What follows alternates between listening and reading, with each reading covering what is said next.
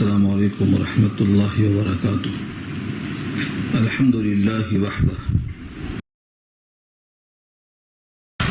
اعوذ باللہ من الشیطان الرجیم. بسم اللہ الرحمن الرحیم. ان اللہ عالم غیب السماوات والارض انہ علیم بذات الصدور الى آخر الآیہ. صدق اللہ العلی العظیم وصدق رسولہ النبی الکریم ونحن على ذلك من الشاهدين والشاکرین. اللهم الهمنا رشدنا واعذنا من شرور انفسنا. اللهم وفقنا لما تحب وترضى من القول والفعل والنیہ. رب اشرح لي صدری ويسر لي امری واحلل عقدۃ من لسانی یفقهوا قولی. آمین یا رب العالمین. محترم حضرات، معزز سامعین، ملی بھائیوں، بزرگوں اور دوستوں، آج کی گفتگو کا عنوان ہے سورہ فاطر 22واں پارہ. آخری رکوع ہے سورت کا، یعنی سورہ فاطر کا 5واں رکوع ہے اور پارے کا 17واں رکوع ہے. آیت نمبر 38 سے یہ مضمون شروع ہوتا ہے اور 54 تک بات پوری ہو جاتی ہے. گزشتہ آیات میں تذکرہ کیا گیا تھا کہ کیا ہم نے تم کو اتنی طویل عمر نہیں دی کہ جس میں دھیان دینے والا دھیان دے سکتا اور سوچ سکتا، جبکہ تمہارے پاس نذیر بھی آئے تھے، انبیاء کی شکل میں، کتابوں کی شکل میں، پھر تمہارے جسم میں تغیر کی شکل میں. تم پہلے بچے تھے، نوجوان تھے، ادھیڑ ہوئے، بوڑھے ہوئے. تمہارے جسم کے اندر جو تغیر ہیں یہ خود نذیر. ان تمام چیزوں سے تم نے نصیحت قبول نہیں کی. اب رہا یہ کہ تمہارے پاس بہت سے اعمال ہیں جو تم سمجھتے ہو کسی کو اس کی خبر نہیں ہے. اللہ کی ذات آسمان اور زمینوں کے ہر غیب سے واقف ہے. یعنی جو انسان سمجھتا ہے کہ یہ میرا عمل کسی کے علم میں نہیں ہے، اللہ کی ذات سے کوئی عمل مخفی نہیں ہے، کیونکہ زمین اور آسمان کی ہر پوشیدہ چیز اللہ کے علم ہے. لفظ غیب استعمال کیا ہے اور لفظ غیب پر بحث ہو چکی ہے. انسان کے حق میں غیب کیا ہے؟ جو انسان کی قوت مدرکہ خمسہ سے باہر ہو، یعنی آنکھوں سے دیکھنے اور ناک سے سونگھنے اور زبان سے چکھنے اور کان سے سننے اور ہاتھوں سے چھونے، اس سے الگ ہو، اس کی گرفت میں نہ آتا ہو، تو اس کو غیب کہا جاتا ہے انسان کے حق میں. یہاں جن چیزوں کو انسان سمجھتا ہے پوشیدہ ہیں، یعنی میرے اعمال، اللہ فرماتے ہیں زمین و آسمان کا غیب اللہ کے پاس ظاہر ہے، تو تمہارے اعمال بھی اسی میں ہیں، وہ بھی ظاہر ہے.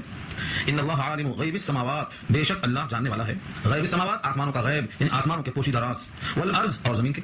جب 7 زمین اور 7 آسمان کے پوشیدہ باتوں سے واقف ہے تو تم اس کا ایک جز ہو، تمہارے اعمال سے واقف کیسے نہیں ہے؟ یہ اصل میں انسان کو متنبع کرنے کے واسطے. اور آگے فرمایا صرف زمین و آسمان کا غیب ہی نہیں، تمہارے سینوں میں جو بات آتی ہے اور جاتی ہے وسوسہ، اس کو بھی اللہ کے علم ہے. انہ علیم بذات الصدور، بے شک وہ علیم ہے یعنی باخبر ہے، بذات الصدور، سینوں کے بھید سے، دلوں کے راز سے واقف ہے.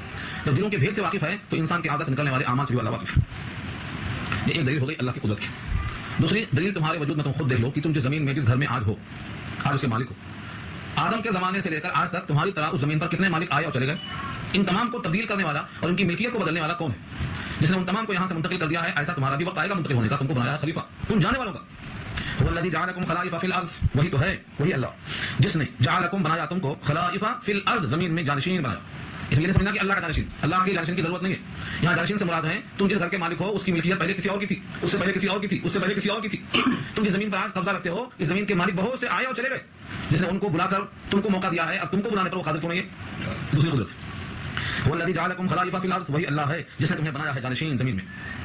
اگر تم نے اس کے باوجود کفر کیا تو اس میں ایک خسارہ اور نقصان کسی اور کا نہیں ہوگا بلکہ انکار کرنے والے کا ہوگا. اس لیے فرمایا فمن کفر فعلیہ کفر، جس نے انکار کیا، جس نے کفر کیا، فعلیہ کفر، تو اس کے کفر کا وبال اسی پر پڑے گا، بھگتنا اسی کو پڑے گا. ایسا نہیں ہے کہ انکار کرنے کی بنا پر کسی اور پر ضرر پہنچے گا، انکار کرنے والی کی ذات پر نقصان پہنچے گا. دنیا میں اور آخرت میں دو جگہ پر. ایک لفظ دیکھیے مقتا اور ایک لفظ ہے خسارہ. مقتا کے معنی ناراضگی اور غضب، اور خسارہ تو اردو میں استعمال ہے گھاٹا. خسارہ ہو گیا مطلب گھاٹا ہو گیا. فرمایا ولا یزید الکافرین کفرهم عند ربهم الا مقتا، اور زیادہ نہیں ہوگا کافروں کا کفر اللہ کے پاس مگر ناراضگی، ناراضگی ہی میں اضافہ ہوا. تو مقتا کو ثابت کرنے کے لیے فرمایا لا یزید، زیادہ نہیں ہوگا، الکافرین کفرهم، کافروں کے کفر کیا اضافہ ہوگا ان کے رب کے نزدیک الا مقتا، سوائے ناراضگی کے. اللہ پہلے سے ناراض ہیں اور جتنا کفر بندہ کرتا جائے گا اس کفر سے مزید وہ ناراضگی اور غضب بڑھتا جائے گا دنیا کے لحاظ سے. ولا یزید الکافرین کفرهم الا خسارہ، اور نہیں زیادہ ہوگا کافروں کا کفر مگر خسارے کی شکل میں، سوائے خسارے کی. یہ خسارہ کیسا ہوگا؟ آخرت میں. یعنی کافروں کے عمل کا کوئی بدلہ جب ان کو نہیں ملے گا تو کہیں گے خسارہ ہی خسارہ ہے. آدمی دنیا میں مال خرچ کرتا ہے اس کو نفع کمانے کے لیے. کافر نے دنیا میں بہت سارے نیک عمل سمجھ کر کرتے رہے اور بہت سے پیسے خرچ کرتے رہے، لیکن ان تمام پر ان کو کوئی جب نفع نہیں ملے گا، الٹا مواخذہ ہوگا، تو یہ ان کا مال خرچ کرنا کیا ہے؟ خسارہ ہے، گھاٹا ہے. کفر کے ساتھ دنیا کے جتنے اعمال ہیں سب عمل حق اور بیکار، سب خسارہ ہے. اور کافروں کا کفر، ان کے اعمال کو آپ دیکھیں گے تو ایک بھی عمل ایسا نہیں ہے جس پر کسی قسم کی کوئی دلیل ہو. 3 قسمیں ہوتی ہیں دلیل کی، ان تینوں میں سے کوئی بھی موجود نہیں ہے. یہاں اللہ نے اسی بات پیش کیا ہے. خسارے میں کیوں ہے یہ، گھاٹے میں کیوں ہے، ان کے اعمال کفر پر اللہ کو غضب اور غصہ کیوں ہے؟ تو اس کی وجہ یہ ہے کہ ان کو کہیے تمہارے پاس کوئی دلیل اگر ہے ان تینوں قسموں کے دلیلوں میں سے تو پیش کرو. نمبر 1، قل ارائیتم، کہہ دیجیے بھلا بتاؤ تو، شرکاءکم، تمہارے وہ شرکا، شریک کی جمع شرکا، پارٹنر، الذین تدعون من دون اللہ، اللہ کے علاوہ تم جن کو پکارتے ہو تمہارے شرکا ہیں. تم ان کو بھی سجدہ کرتے ہو، اللہ کو بھی کرتے ہو، ان کو بھی معبود سمجھتے ہو، اللہ کو بھی سمجھتے ہو، وہ عبادت میں تم ان کو شریک کرتے ہو. ان میں سے جتنے شرکا ہیں ان تمام کے بارے میں 3 سوال ہے. پہلا سوال یہ ہے ارونی ماذا خلقوا من الارض، ارونی ماذا خلقوا من الارض، زمین کے پورے خطے میں سے انہوں نے کیا بنایا دکھا دو مجھے. اگر وہ کسی چیز کے خالق ہیں تو ان کی بھی کچھ تخلیق ہے. اللہ نے کہا کہ ہم نے 7 زمین 7 آسمان بنایا, سورج چاند بنائے ہیں, دریا اور نہریں بنائے ہیں. یہ تم جن کو سجدہ کرتے ہو انہوں نے زمین میں کیا بنایا؟ کچھ ہرن کا بنایا ہوا تھا, دکھاؤ. ارونی, یہ چیلنج اللہ کی طرف سے. ساری سجدہ گاہوں پہ جا کر تلاش کر لو یہ سوال پہلا, ارونی مجھے دکھلاؤ تو صحیح, ماذا خلقوا, انہوں نے کیا بنایا, کیا پیدا کیا, ان کی تخلیق کیا, ان کا شاہکار کیا, ان کے خالق ہونے کی تخلیق پر تمہارے پاس کیا دلیل ہے؟ من الارض, ساری زمین سے. الارض میں الف لام ہے, زمین کے کسی بھی حصے میں کچھ تخلیق ان کی ہے, دکھاؤ. ان کی تخلیق نہیں تو وہ خالق نہیں, جب خالق نہیں تو حق عبادت ان کو حاصل نہیں, استحقاق ان کو نہیں ہے بندگی کا. دوسری دلیل, دوسرا سوال کیا ہے؟ ام لہم شرک فی السماوات, یا ان کے لیے شرکت ہے آسمان میں, کوئی ساجھا ہے, کوئی پارٹنرشپ ہے؟ جب 7 آسمان تمہارے سروں پر ہیں, ان تمام کے بنانے میں تمہارے تمام شرکا کچھ دخیل ہیں کیا, کوئی پارٹنرشپ ہے کیا اللہ کے ساتھ؟ یہ بھی نہیں. تیسرا سوال کیا کیا گیا؟ ام آتیناہم کتابا فہم علی بینۃ منہ, یا ہم نے انہیں کوئی کتاب دی ہے, جس طرح ہم نے قرآن دی ہے, تورات دی ہے, زبور دی ہے, انجیل دی ہے, کتابیں ہمیں بہت دی ہیں. کیا ان مشرکوں کو جو اللہ کے ساتھ غیر اللہ کو شریک کرتے ہیں, کیا ہم نے انہیں کوئی کتاب دی ہے فہم علی بینۃ منہ, کہ بس وہ اپنے اس کتاب کی وجہ سے دلیل پر ہوں, سند پر ہوں, یا اس کتاب کے ذریعے سند رکھتے ہوں؟ تو تینوں باتیں بس, ان کے پاس کوئی کتاب نہیں ہے اللہ کی جس کی وجہ سے یہ کہتے ہیں کہ ہمارے اس عمل پر ہمیں سند حاصل ہے, دلیل موجود ہے. اور جن کو یہ سجدہ کرتے ہیں ان کی کوئی پارٹنرشپ آسمانوں میں نہیں ہے نہ زمین میں. جن کو یہ سجدہ کرتے ہیں انہوں نے زمین میں کوئی چیز پیدا نہیں کیا, کوئی خطہ زمین کا ان کا پیدا کیا ہوا نہیں ہے. جب پیدا کیا ہوا کوئی خطہ نہیں تو وہ رہنے والے انسان مخلوقات یہ کیسے ہو سکتے ہیں؟ ان تینوں سے معلوم یہ ہوا کہ ان کے پاس کوئی دلیل نہیں ہے. جب دلیل نہیں ہے پھر بھی سجدہ کرنے کو سمجھتے ہیں ضروری, تو پھر کیا ہے سوائے کے بلکہ معنی بلکہ ان یعید الظالمون بعضهم بعضا الا غرورا, الا سے پہلے ان آیتوں نگیٹو میں ہوتا ہے. ان یعید الظالمون, نہیں وعدہ کرتے ہیں ظالم, بعضهم بعضا, ان میں سے بعض سے, الا غرورا, مگر دھوکا. جن میں لوگ اللہ کے غیر کو پرستش کرتے ہوئے وعدے کرتے ہیں یہ کر لیا تو یہ ہو جائے گا, ان کو سجدہ کر لیا تو یہ ہو جائے گا, اور ان کے پاس یہ چڑھاوا کر دیا تو یہ ہو جائے گا. ساری کائنات میں جتنے لوگ ہیں ایک دوسرے سے وعدہ کرنے والے سوائے دھوکے کے اور دوسری کوئی چیز نہیں. اتنا کس کا ہے؟ غرور کا. غرور کے معنی ہاں دھوکا, غرور کے معنی دھوکا. مغرور کہتے ہیں دھوکے میں, بڑا ہے نہیں, بڑا سمجھ رہا ہے, مغرور. شیطان کو بھی کہا ہے غرور, وغرکم باللہ الغرور, دھوکے باز کہا ہے شیطان کو. کیوں؟ وہ سمجھتا ہے میں کچھ کر رہا ہوں, حالانکہ ڈوب رہا ہے اور ڈوب رہا. تو جتنے بھی لوگ وعدے کرتے ہیں ان تمام وعدوں میں سوائے دھوکے کی اور کوئی چیز نہیں ہے. اب ایک اسٹیپ اور آگے, انہوں نے زمین میں کوئی چیز پیدا نہیں کیا, ان کی آسمان میں شرکت نہیں ہے, کسی کتاب سے ان کو کوئی استدلال اور سند حاصل نہیں ہے. یہ تو بنانا آسمان کی شرکت کرنا بہت دور کی بات ہے. جو آسمان موجود ہے اگر وہ گرنے پر آ جائے تو یہ سب مل کے روکنے پر قادر نہیں, تھامنے پر قادر نہیں. جو چیز موجود ہے پیدا ہے, جب اس کو سنبھال نہیں سکتے ہیں تو نہیں پیدا کرنا تو بہت دور کی بات ہے. آگے اسی کو فرمایا ان اللہ یمسک السماوات والارض ان تزولا, بے شک اللہ تھام رکھا ہے السماوات آسمانوں کو, والارض زمین کو, ان تزولا, یہ کہ وہ ٹل جائیں, زائل ہو جائیں, یعنی اپنی جگہ چھوڑ کے ہٹ جائیں. اپنی جگہ چھوڑ کے ہٹنے سے کس نے روکا ہے؟ اللہ نے. بفرض محال, سپوز ولا انزالتا, اگر وہ دونوں ٹل جائیں, یعنی آسمان اور زمین اپنے مقام سے ٹل جائیں, ان امسکہما من احد من بعدی, تو نہیں ہے کوئی ان کو روک سکنے والا, نہ تھامے گا انہیں کوئی بھی, من بعدی, اللہ کے بعد. اگر اللہ نے اس کو تھامنے کے بجائے چھوڑ دیا اور وہ گرنے لگ جائیں تو یہ سارے معبودان باطلا اس کو روکنے پر قادر نہیں. جب روکنے پر قادر نہیں ہیں تو بنانے پر قادر کیسے ہو سکتے ہیں؟ اور جب اتنے عاجز ہیں یہ, تو یہ مستحق سزا ہے, کیونکہ یہ اپنے آپ میں استحقاق عبودیت ہو چکے ہیں. لوگ ان کی جو بندگی کرتے ہیں یہ صرف ہردرمی ہے, تو چاہیے ان کو سزا ملے, عذاب ملے. لیکن اللہ کی 2 صفتیں بتائی گئی ہیں. کیوں ان کافروں کو اور دھوکہ دینے والوں کو اور ان کی پرستش کرنے والوں کو سزا فوراً نہیں ملتی؟ کیوں؟ انہ کان حلیما غفورا, بے شک اللہ حلم والا, حلم کے معنی بردبار, تحمل, ضبط کرنے والا, ورنہ ان کی تمام خطاؤں پر سزا دینے پر آئے تو آگے ختم ہو جاتا قصہ. غفورا, بخشش کرنے والا, یعنی اگر آج بھی اتنی خطاؤں کے بعد بھی توبہ کر لیں تو بخشش تیار ہے, اور ان خطاؤں کے باوجود بغیر توبہ کے زندہ ہیں تو یہ اللہ کا حلم ہے, اللہ کا حلم ہے, ورنہ زندہ رہنے کا لائق نہیں. اس کے بعد آگے خود فرمایا کہ لوگ قسمیں کھایا کرتے تھے. سید الانبیاء کی پیدائش کے پہلے کفار قریش قسمیں کھایا کرتے تھے اور بڑی پکی قسمیں کھاتے تھے, اور کہتے تھے اگر ہمارے پاس کوئی نبی آیا, کوئی کتاب آئی, تو جس طرح سے قریش کے سامنے یہودی ہیں, مدینے کے یہودی, بنو قریظہ, بنو نذیر, بنو قینقاع, جیسے یہ لوگ ہردمی کر رہے ہیں, تورات کو چینج کر دے رہے ہیں, رسولوں کی اتباع نہیں کر رہے ہیں, بدمعاشیاں کر رہے ہیں, اگر ہمارے پاس کوئی نذیر آتا, کوئی کتاب آتی, تو ہم اس کے اتنے بہترین فالوورز بنتے کہ ہم سے زیادہ ہدایت یافتہ کوئی جماعت ہوتی, سب سے شکر ہوتے. یہ دینیں آتے تھے نبی کے آنے سے پہلے, کتاب کے آنے سے پہلے. جب کتاب آ گئی تو ان کا حال کیا ہوا؟ بدلنے لگے, سوائے بدلنے کے, سوائے بھاگنے کے, سوائے نفرت کے, اور زمین میں تکبر کرنے کے, اور نبی کے ساتھ برا برا سلوک اور تدبیر کرنے کے, کہ ان کو ذکر سے پہنچایا جائے, ان کو کس طرح سے پہنچایا جائے. تو ذکر پہنچانے کے لیے انہوں نے پوری تدبیر کی ہے. اب دیکھو ان آیتوں کے ساتھ واقسموا باللہ, اور قسمیں کھایا انہوں نے اللہ کی. کتنے؟ کفار قریش نے. جہد ایمانہم, اپنی سخت جان, اپنی سخت قسم. جہد کے معنی کوشش اور ایمان کے معنی قسمیں, اپنی پوری کوشش سختی کے ساتھ قسمیں کھاتے رہے. کیا کہتے گئے؟ لئن جاءہم نذیر, اگر آتا ان کے پاس کوئی نذیر, لئن اگر جاءہم, آیا ان کے پاس, چونکہ ان ہے مضارع سے پہلے, جاء ماضی ہے اور ان داخل ہوا ہے, تو اگر آئے یعنی ان فیوچر, مستقبل میں اگر آئے کوئی ان کے پاس نذیر, ڈر سنانے والا, لَيَكُونُنَّ, تو یہ البتہ ہو کے رہیں گے, اہدا, زیادہ ہدایت یافتہ, من احدى الامم, تمام امتوں کے مقابل میں, ہر ایک امت سے زیادہ, ہر ایک امت سے زیادہ ہدایت یافتہ ہو کے دکھائیں گے. یہ ان کا دعوت ہے. اللہ فرماتے ہیں فلما جاءهم نذیر, جب آ گیا نذیر ان کے پاس, خدا سے ڈرانے والا, اللہ کا پیغام پیش کرنے والا نذیر آ گیا, ما زادهم الا نفورا, تو نہیں زیادہ ہوا ان کو مگر نفور اور بدرنا, صرف بھاگتے رہے.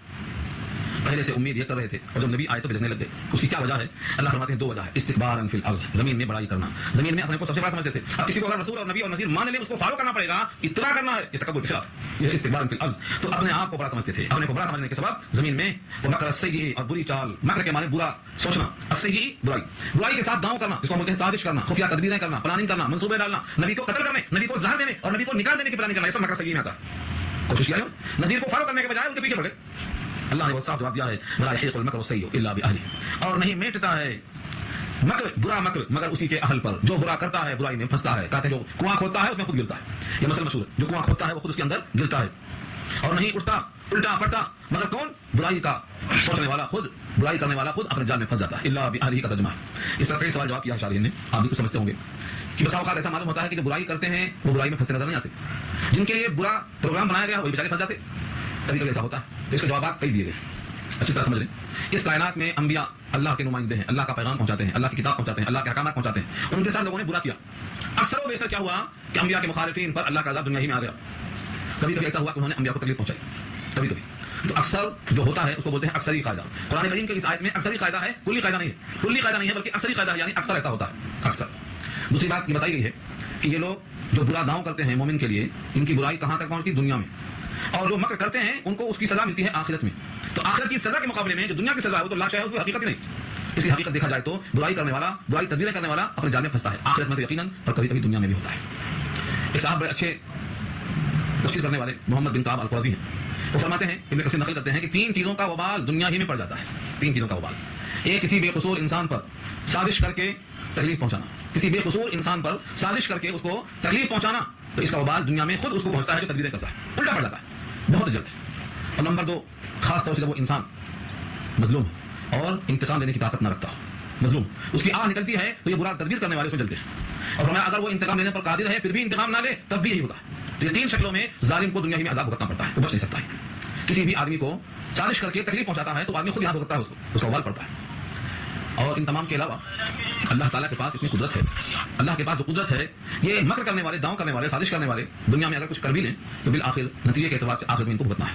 اس لیے فرمایا وَلَا يَحِيقُ الْمَكْرُ السَّيِّئُ إِلَّا بِأَهْلِهِ، اور نہیں لپیٹ میں لیتا ہے برا تدبیر کرنا مگر اسی کے اہل کو. تو نفی کا جو انداز ہے یہ قاعدہ اکثری ہے، کلی نہیں. اب جتنے بھی کافر ہیں جنہوں نے مکر کیا ہے، یہ اب کس بات کا انتظار کرتے ہیں؟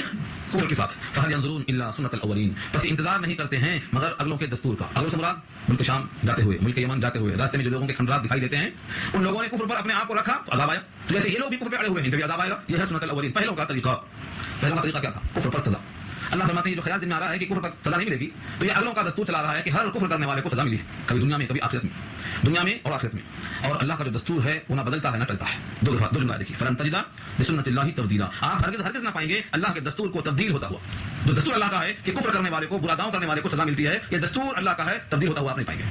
اور دوسرا ولن تجد لسنت اللہ تحویلا، اور ہرگز نہ پائیں گے آپ اللہ کے دستور کو تغیر کی، پہلے ایسا تھا اب چینج ہو گیا. تبدیل کے معنی نیا حکم آ جانا، اور تحویل کے معنی ٹل جانا، کسی وجہ سے ٹال دیا کسی نے. جیسے ہماری دنیا میں یہ قاعدہ ہے کہ مجرم کو سزا ہوتی ہے، کسی بارش کی وجہ سے سزا ٹل گئی. اللہ کا جو دستور ہے وہ کسی کے ذریعے سے تغیر پذیر نہیں ہے، ٹلتا ہی نہیں. تو نہ تبدیلی کا کوئی چانس ہے اور نہ تغیر کا کوئی امکان ہے، ہرگز تغیر نہیں ہوگا. اگر ان کو آج بھی اس دستور پہ شبہ ہے تو زمین میں چل کے پھر کے دیکھ لیں کہ جتنے بھی کفر کرنے والے، انبیاء کے خلاف کرنے والے، بری سازش کرنے والے تھے، ان کا انجام دنیا میں کیسا ہوا. اولم یسیروا فی الارض، کیا وہ نہیں چلے پھرے زمین میں؟ اس سے مراد ملک شام ہے، ملک یمن ہے، راستے کے کھنڈرات ہیں، قوم عاد کی، سمود کی بستیاں ہیں، قوم لوط کی بستیاں ہیں، سب راستے میں پڑتی ہیں. فینظروا، بس وہ دیکھ لیتے، کیف کان عاقبۃ الذین من قبلہم، کیف کان کیسے ہوا، عاقبت انجام، الذین من قبلہم ان کا جو ان سے پہلے گزرے، جتنے لوگ ان سے پہلے گزرے ہیں ان کا انجام کیسا ہوا. اب شبہ ہوتا ہے کہ مکے والے سمجھتے ہوں گے کہ ہم بڑے تندرست، بڑے قوت والے، بڑے زور والے، بڑے جسم والے. اللہ نے اس کی بھی نفی کر دیا، وَكَانُوا أَشَدَّ مِنْهُمْ قُوَّةً، اور وہ لوگ تھے زیادہ سخت ان کے مقابلے میں قوت کے اعتبار سے، ان کی قوت بھی ان سے زیادہ تھی. لہذا زمین میں جو انجام نظر آتا ہے آپ کو ان قوت والوں کا، تم ان سے کم قوت والے ہو، تمہارا بھی انجام ہونے میں کیا تعامل ہے. اب رہا سوال یہ، اللہ تعالیٰ کو سب مل کر عاجز کر دیں، اللہ سب کو عذاب دینے پر قادر نہ ہو سکیں، یہ لوگ مل کر کے کچھ ایسا کریں کہ عذاب سے بچ لیں. اللہ فرماتے ہیں اللہ کی ذات، اللہ کی شان تم کو نہیں معلوم. وما كان الله ليعجزه من شيء في السماوات ولا في الارض، اور نہیں ہے اللہ کہ عاجز کر دے اس کو کوئی شے آسمانوں میں اور زمین میں، کوئی شے اس کو عاجز نہیں کر سکتی. یعنی ساری کائنات میں سے ایسی کوئی چیز نہیں ہے کہ اللہ کے فیصلے میں اللہ کو عاجز کر دے کہ وہ فیصلہ نہ کر سکے. انه كان عليما قديرا، بے شک وہ علم والا، قدرت والا ہے. علم ہے کہ ہر ایک کو جانتا ہے کہ کس کا کیا انجام ہوگا، اور قدیر ہے، قدرت والا ہے، وہ جب جس کو چاہے پکڑ سکتا ہے. اب یہاں پہ ایک اشکال ہوتا ہے، وہ عام لوگ کرتے ہیں کہ جب اللہ عالم بھی ہے، جانتا ہے کہ مجرم کون، اور قادر بھی ہے، عذاب بھیجنے پر قدرت بھی ہے، اور اوپر کہہ چکے ہیں کہ یہ لوگ اپنے کفر کی بنا پر مجرم بھی ہیں، نبیوں کے خلاف سازش کرنے والے، مکار بھی ہیں، برائی کا منصوبہ کرنے والے بدترین لوگ ہیں. تو جب مستحق سزا ہیں، اللہ کے علم ہے اور اللہ اس پر قادر ہیں، تو سزا ان کو کیوں نہیں مل رہی ہے، اب تک چھٹے ہوئے کیوں ہیں؟ آج بہت سے لوگ یہ سوال کرتے ہیں. پھر سن لو سوال، کتنا بہترین جواب دیا ہے رب کریم نے. کائنات کے لوگ سمجھتے ہیں کہ جب کفر اور شرک جرم ہے، کافر اور مشرک اور مکاری اور سازش کرنے والے مجرم ہیں، اور اللہ کے علم ہے کہ یہ لوگ مشرک ہیں اور مکاری کر رہے ہیں، اور اللہ قادر ہے کہ اللہ کو کوئی عاجز نہیں کر سکتا، تو پھر ان مجرموں کو سزا دینے میں اتنی تاخیر کیوں ہو رہی؟ اس کا جواب دیا ہے بہت شاندار انداز میں کہ اگر اللہ تعالیٰ لوگوں کے گناہوں کے، لوگوں کے اعمال کفر پر پکڑتا تو اس زمین پر کوئی زندہ رہنے کے لائق بچتا ہی نہیں، سب ختم ہو جاتے. سب ختم کیسے ہو جاتے ہیں؟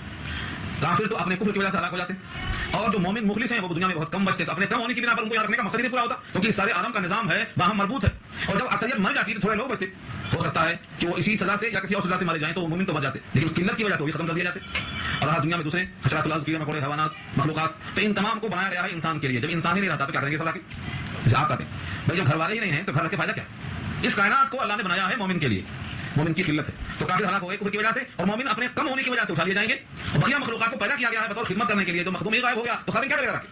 اس لیے زمین پر آنے والا کوئی نہیں بچتا، اسی لیے اللہ نے اپنے علم اور حلم اور قدرت کے باوجود ان مجرموں کو چھوڑ رکھا ہے تاکہ ان کا جو وقت مقررہ ہے وہ پورا ہو جائے۔ دیکھیے لفظ کو وَلَوْ يُؤَاخِذُ اللَّهُ النَّاسَ بِمَا كَسَبُوا، اور اگر اللہ مؤاخذہ کرتے، مؤاخذہ کرنا اردو میں استعمال ہے، مراد پکڑنا، اور اگر اللہ مؤاخذہ کر لیتے یعنی پکڑ لیتے لوگوں کو بما کسبوا، ان کے کسب، ان کے کرتوت، ان کے اعمال کی وجہ سے، اور خاص طور سے اعمال کفریہ اور اعمال شرکیہ یہاں مراد ہے۔ اللہ کی زمین پر اللہ کے سامنے اللہ کے مشاہدے میں کہ اللہ کے غیر کو سزا کر رہا ہے مجرم ہے یہ، ایسے مجرموں کو ان کے کفر کی وجہ سے، ان کے گناہ کی بنا پر اگر اللہ پکڑ لیتے، ما ترک علی ظہرها، تو نہ چھوڑتے اس کو علی ظہرها، زمین کے پیٹ پر، من دابہ، کوئی چلنے والا۔ دابہ کے معنی آتے ہیں زمین پر چلنے والا، ما یدب علی الارض فهو دابہ، جو زمین پر چلے وہ دابہ ہے، تو زمین پر کوئی دابہ بچتا ہی نہیں۔ یہ مضمون جیسے یہاں آیا ہے، یہ مضمون سورہ نحل پارہ 14 میں آ چکا ہے۔ تو زمین پر مجرم کو اللہ جانتے ہیں، ان کا جرم ثابت ہے، وہ مستحق عذاب ہے، لیکن دنیا کو اللہ تعالیٰ نے جب تک باقی رکھنے کا فیصلہ کیا ہے تب تک ان کو مہلت ہے۔ یہ اللہ کا حلم ہے، اللہ کا تحمل ہے، اللہ بردبار، اسی واسطے اللہ نے ان کو نہیں پکڑا۔